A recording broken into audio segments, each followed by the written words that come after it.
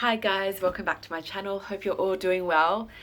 Here in London, it's starting to get really cold. The winter coats come out. Summer has definitely gone. We didn't get much of a summer this year, unfortunately, but hey, what can you do? So today I wanted to talk to you really briefly about my top audition tips. So I have 9 here for you. So why don't we get started? So the first one I have is confidence.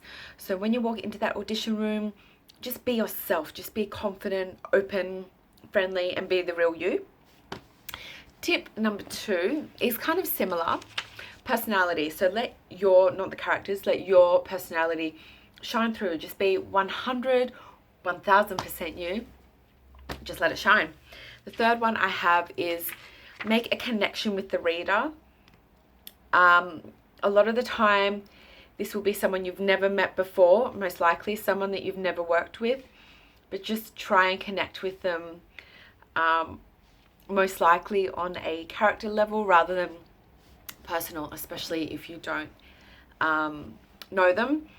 Sometimes I've had this experience myself where the reader gives you nothing, like they give you no emotion, nothing to bounce off. So just create it if that makes sense. So regardless of whether that connection is truly there or not, create the connection with the reader. The fourth one I have is know the character. So know their background, know their story, know their experiences. If that information isn't given to you, create it. That's what I do, create it. So that way you have a backstory. You can answer any question possible about the character. You know them inside out like you do yourself. Okay. The next one I have is know the character's objective. Know what they want from the scene and what they want from other people, and just gun it. Just absolutely go for it. Go for those objectives. The next one I have is obstacles. So what's getting in the character's way in the scene? What happens if the character overcomes it? What is the result? The next one I have is opposite. So as in, if the scene is like a fighting kind of like yelling scene, actually yelling isn't always the right way to go. Sometimes going really quiet and caving into yourself is more effective.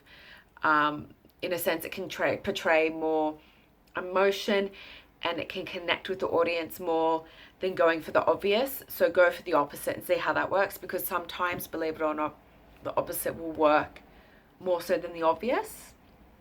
Just try new things in my experience. Next one I have is don't be afraid to try variety.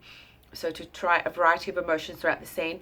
Do not go one straight line, you know, being monotone throughout the whole scene. It's really important to level up and down the emotions, to create a sense of like engagement, reality as well, to make it as real as possible.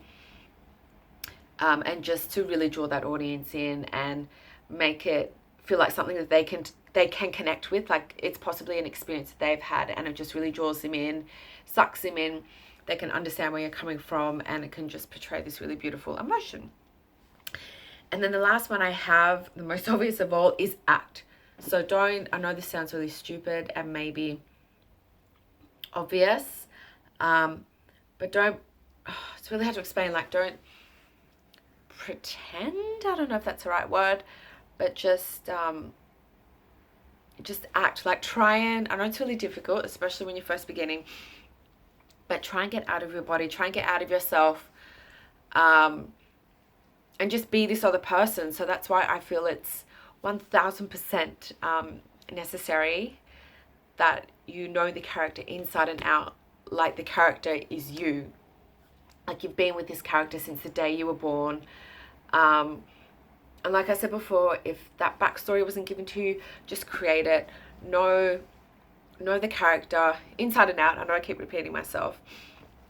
So then that way you can perform the best of your ability, not having to overthink. And I believe you shouldn't, like I like to work on impulse, and I love doing improv. When I started performing, that was probably the number one most terrifying thing to me. But now that I've been doing it for quite some time, It's definitely brought out a more confident side of me. It's made me a more confident person in general. But I'm sorry guys, I keep saying I feel that the more confident you are and the more that you know the character, you can just go and do it, you know, with a breeze and not have to worry and overthink things. So they are my 9 top tips for auditioning.